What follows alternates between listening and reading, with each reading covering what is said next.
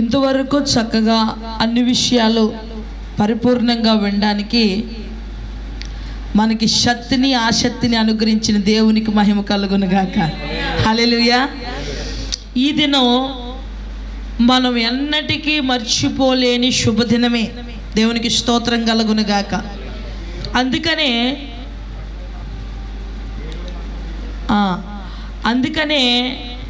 దీన్ని శుభ శుక్రవారం అని కూడా అంటారు. అందుకనే దీనిని శుభ శుక్రవారం అని కూడా అంటారు. కాబట్టి మనము సమయాన్ని దృష్టించుకోకుండా మీ ఆసక్తి యొక్క నడిపింపుకు మిమ్మల్ని వదిలేసాం. దేవుని మహాకృపను బట్టి చెప్పబడిన ప్రతి మాట కూడా ఒక సంపూర్ణమైన స్థాయిలో చెప్పబడుతుందని నేను నమ్ముచున్నాను. దేవుని స్తోత్రం కలుగును గాక.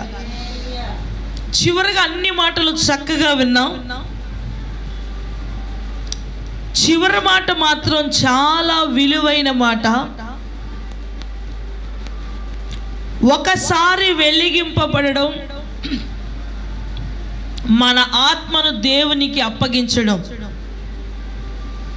మొదటి మాటలో ప్రభువైన యేసుక్రీస్తు వారు తండ్రి అని విజ్ఞాపన చేస్తూ, చివరి మాటలో తండ్రి అని మరొక విజ్ఞాపనతో ముగించారు. ఇది లేఖనములను ఆధారము చేసుకుని ప్రవచనార్థకముగా నెరవేర్పు అనేది ఆయన శరీరధారై వచ్చు క్షణము నుండి ఆయన ఈ శరీరాన్ని ప్రాణాత్మ దేహమును బలిగాను అర్పణగా అర్పించడము కూడా ఒక నెరవేర్పుగానే ముందుగా ప్రవక్తల ద్వారా ప్రవచించడం జరిగింది. ఇవన్నిటిని దృష్టించి ప్రభువైన యేసుక్రీస్తు వారు చివరికి ఆత్మ అనేది చాలా విలువైనది, దేవుడిచ్చిన ఆత్మ మరలా దేవుని దగ్గరికే చేరాలి. దేవుని స్తోత్రం కలుగును గాక. ఒకసారి వెలిగించబడితే ఒక స్పిరిచువల్ అనాయింటింగ్ అనేది మనలోనికి రావాలి అనేది ప్రభు కోరుకుంటున్నాడు. ఒకసారి వెలిగించబడిన తర్వాత, అందుకనే మనం చూస్తే గలతీయులకు రాసిన పత్రికలు చదవద్దు, నా వైపు చూడండి. ఇప్పుడు వరకు చాలా చదివారు. ఓ అవివేకులైన గలతీయులారా, మిమ్మల్ని ఎవరు భ్రమపరిచారు? ఇప్పుడే కదా మీరు బాహాటముగా సిలువ వేసబడిన క్రీస్తుని చూశారు. అంతలోనే మిమ్మల్ని భ్రమపరిచింది ఎవరు? సిలువను చూసావు, సిలువ మాటను చూసావు, సిలువ ప్రేమను చూసావు, సిలువ త్యాగాన్ని చూసావు, సిలువ పరిహారాన్ని చూసావు, సిలువ మార్గాన్ని చూసావు, సిలువ విమోచనను చూసావు, సిలువ స్వస్థతను చూసావు, సిలువలో మనకు అనుగ్రహించిన పాప విమోచనను చూసావు. సర్వలోకానికి సిలువలో అనుగ్రహింపబడిన గొప్ప విడుదలతో కూడిన ఆ వైభవ సంబంధమైన అభౌతికమైన వంటి ఆ యొక్క శ్రేష్టమైన అనుగ్రహాన్ని కూడా నువ్వు చూసావు. ఇవన్నీ తర్వాత చివరిగా నీ స్థితి ఇప్పుడు నీవు ప్రభుకి అర్పించుకోగలిగిన వంటి అర్పణగా నీవు మారాలి అంటున్నాడు. చివరికి తన భక్తుల మరణం ఆయన దృష్టికి విలువైనది అంటున్నాడు. తన భక్తుల ప్రాణ దేహ సంబంధమైన ప్రతిదాన్ని బట్టి ఆయనకు మహిమ కలుగునుగాక. ఆమేన్. చివరిగా ఆయన మొదటి చేసిన ప్రార్థన, తండ్రి వీరేమి చేయుచున్నారో వీరికి తెలియదు.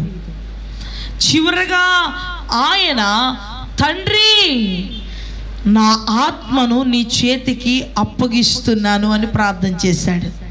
ఈరోజు ప్రారంభము కంటే నువ్వు ప్రతి జీవితంలో ముగింపు గొప్పది. హల్లెలూయా.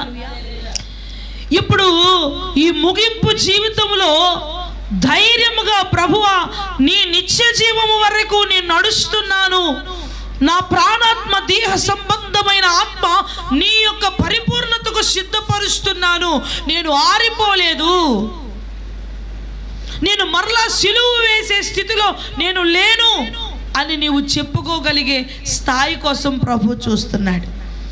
జీవితాంతకాలం వినడం అనేది అలవాటు చేసుకుంటే, తినడం అలవాటు చేసుకున్నాం, ఉదయం సాయంత్రం మధ్యాహ్నం రాత్రి తింటూనే ఉన్నాం, కానీ తినడం అనేది భౌతిక చర్య కాబట్టి అది తప్పుగా ఉండలేదు. పడుకోవడం అలవాటు చేసుకుంటే అది తప్పే కదా. ఏంటి, పడుకోవడం కూడా జీవితంలో ఒక భాగమే కదా.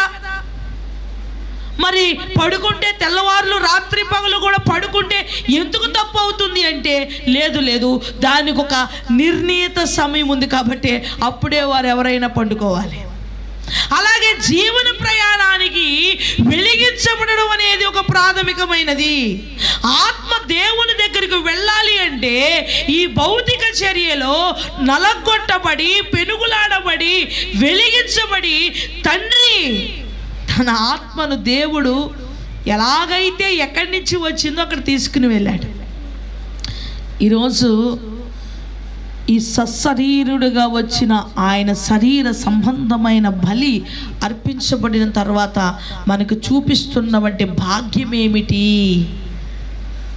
6 సంపూర్ణత చేసి ఆదికాండంలో 7వదిగా దేవాది దేవుడు విశ్రాంతి తీసుకున్నాడు. ఏం చేశాడండి? విశ్రాంతి తీసుకున్నాడు. ఈ 6వ మాటలతో ఆయన తన యొక్క జాబితాని సంపూర్ణం చేసి ఈ 7వ మాటతో ఈ సృష్టి ఎడల జరిగించవలసిన ప్రతి కర్తవ్యాన్ని జరిగించారు. ఇక నా ప్రాణమును ఆత్మయు వెడిలి ఇక విశ్రాంతి అనేది కలుగుట అనేవంటి విభాగములో ప్రాణమును ఆత్మయు శరీరమును విడులిపోయేవంటి విభాగాన్ని అక్కడ దేవుడు మనకు చూపిస్తున్నాడు. అది సృష్టి సంబంధమైన సంపూర్ణతను చూపిస్తుంటే ఆయన ఆత్మ ఆ శరీరాన్ని వెడలిపోవుట అభౌతికమైన పరిపూర్ణతకు చూపిస్తుంది. హల్లెలూయా.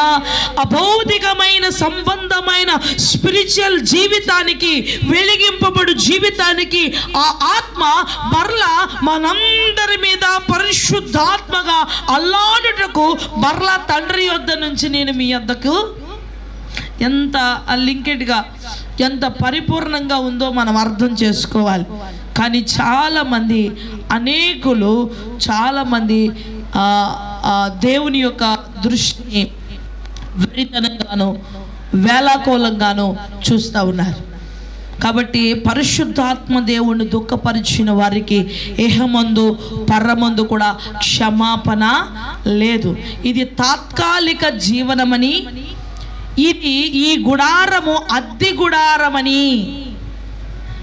మనం ఏదైనా ఒక రెంటెడ్ హౌస్ తీసుకున్నాం అనుకోండి, ఎక్కడ పడితే అక్కడ నీళ్ళు పోసేయగలవా? ఎక్కడ పడితే అక్కడ మేకులు కొట్టేయగలవా? ఎక్కడ పడితే అక్కడ గొయ్యలు తవ్వేయగలవా? తవ్వలేం. ఎందుకంటే ఇది నాది కాదు, ఇది నా ఇష్టానురాజ్యంగా చేయడానికి, ఇది నా సొంతది కాదు అని మనం ఏం చేస్తాం? ఆలోచిస్తాం. అలాగే నీకు ఇవ్వబడిన జీవితం కూడా హద్దులున్నాయి, సరిహద్దులున్నాయి, పరిమితులు ఉన్నాయి. దానికి ఒక పరిష్కారం ఉంది, దానికి ఒక విమోచన ఉంది, దానికి ఒక విడుదల ఉంది. అదే అనుగ్రహించాడు దేవుడు. దేవునికి స్తోత్రం కలుగును గాక. అందుకనే ఈ సిలువ బలియాగం ద్వారా ఒక పరిపూర్ణమైన విడుదల ఇచ్చారు. మనస్సు మారాలి, మనిషి మారాలి. మనస్సు మారని బట్టి, మనిషి మారని బట్టి ఎన్ని సంవత్సరములైనను నిష్ప్రయోజనమే. నిష్ప్రయోజనమైన బట్టి ఎన్ని సంవత్సరాలు చేసినను నీవెవరో నాకు తెలియదు. కార్యాలు జరగవచ్చు, అద్భుతాలు జరగవచ్చు, ఆస్తులు సంపాదించుకోవచ్చు, విలువైన వాహనాలు కొనుక్కోవచ్చు, విలువైన వస్త్రాలు అలంకరించుకోవచ్చు. కానీ దేవుని దృష్టిలో అవన్నీ ప్రాథమికం కాదు. దేవుడు అంటున్నాడు, దేవుడు తాను ఎన్నుకున్న ప్రజల పక్షంగా ఒక నిర్ణీత ప్రణాళికను ఉంచుకుని ఉన్నాడు. ఆత్మల కొరకైన దప్పిక విషయంలో ఆయన మాట్లాడుతున్న మాట, సమరయ స్త్రీని ఎత్తుక్కుంటూ వచ్చిన ఆయన దాహం ఏమిటి? ఆ పాపాత్మురాలైన స్త్రీని రక్షించాలి అనే దాహం.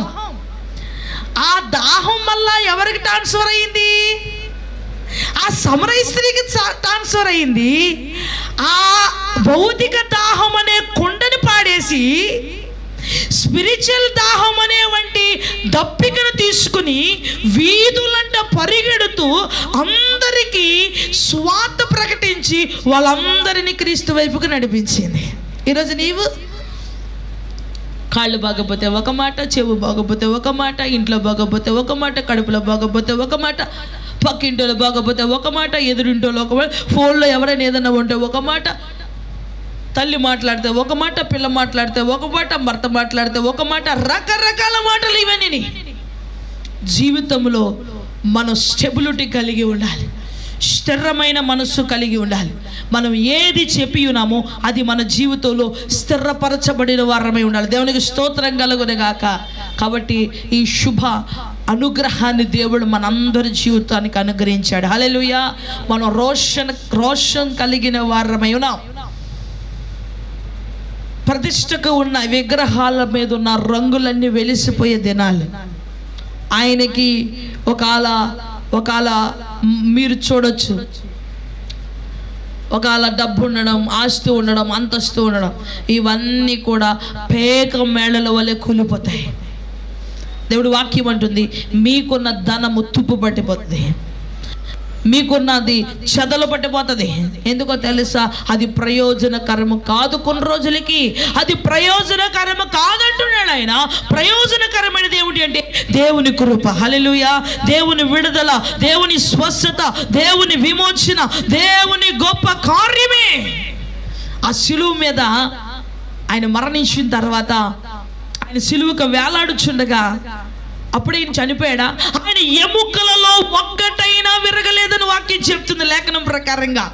సిలువమాని మీద చనిపోయిన వ్యక్తిని ఎలా టెస్ట్ చేస్తారంటే, కొంతమంది కాళ్ళ మీద విర్రగొట్టి టెస్ట్ చేస్తారు, కొంతమంది ఏమైనా వస్తువులు గిరగవేసి కాళ్ళు విరగొట్టడం, లేకపోతే వాళ్ళని ఏదైనా టెస్టింగ్ చేసేవారు, కొంతమందిని పొడిచేవారు. కానీ క్రీస్తుకున్న ప్రవచనం ఏంటంటే ఆయన ఎముకలలో ఒక్కటైనను విరవబడదు అని. కాబట్టి ఆయన బల్లెముతో పొడిస్తే పొడిచిన వాడికి ఒక గుడ్డుకొని ఉందట. ఏముందట? లోపమున్నవాడు క్రీస్తు దగ్గరికి వెళ్ళి పొడిచాడు, కానీ వాడు లోపము తెరవబడింది. హల్లెలూయా. వాడు అక్కడ పడొచ్చిన వెంటనే ఆ నీళ్లు తన కంటిలోకి తూరే, ఆ రక్తము తన కంటి మీద పడి తన కన్నులు తెరవబడ్డాయి. హల్లెలూయా. ఈరోజు క్రీస్తుని తేరు చూసిన ఇశ్రాయేలు ప్రజలు శాపము చేత, శాపకరమైన పాముల చేత అది వారు కుట్టబడి వారు చంపబడుతూ ఉండగా, తేరు చూసిన వంటి ఆయనను ఎవరైతే తేరు చూస్తారో వారు బ్రతుకుదురు అనడానికి ముందుగానే మోషే ఇశ్రాయేలు మధ్యలో కార్యం చేశాడు. అలాగే ఈరోజు కూడా మనం ఎవరమైతే క్రీస్తును తేరు చూస్తామో వారందరూ స్వస్థత పొందుతారు. హల్లెలూయా. వారందరూ విమోచన జరుగుతుంది. హల్లెలూయా. వారందరికీ విడుదల కలుగుతుంది. 7వ మాటలో గొప్ప అద్భుతం, నా ప్రజలారా మీ అందరూ ఆత్మలు కూడా తండ్రి యొద్దకి వెళ్ళవలసిందే. నేను ఎక్కడి నుంచి వచ్చి ఉన్నాను అక్కడికి పోతున్నాను విజ్ఞాపన చేసి తండ్రికి తన ఆత్మను అప్పగించాడు. హల్లెలూయా.